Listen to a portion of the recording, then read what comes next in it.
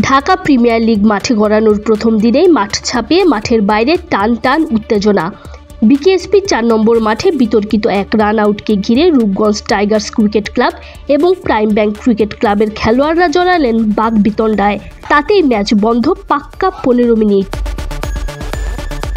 রূপগঞ্জের দেয়া ২১৭ রানের টার্গেটে ব্যাট করতে নামে ইরফান শুক্কুরের দল প্রাইম ব্যাংক।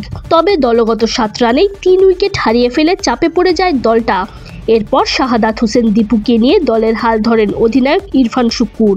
দলীয় ২৩ রানের মাথায় ঘটে বিপত্তি।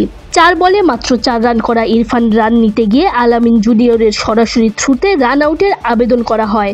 ফিল্ড আম্পায়ার শুরুতে থার্ড আম্পায়ারের উদ্দেশ্যে সিগন্যাল দিলেও কিছুক্ষণের মধ্যে নিজেই আবার আউটের সিগন্যাল দেন। তবে এমন সিদ্ধান্ত কিছুতেই মেনে নিতে পারেনি প্রাইম ব্যাংক।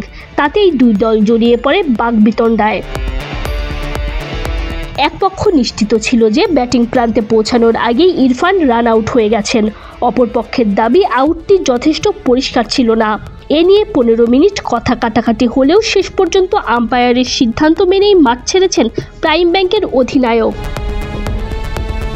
এর আগে সোমবার টসে হেরে ব্যাটিংয়ে নামে রূপগঞ্জ। ৪৮ ওভার ৪ বল খেলে ২১৬ রানে অল আউট হয়ে যায় তারা। আম্পায়ারিং নিয়ে বিতর্কের এই ঘটনা পরবর্তীতে নতুন কোনো মোড় নেয় কিনা।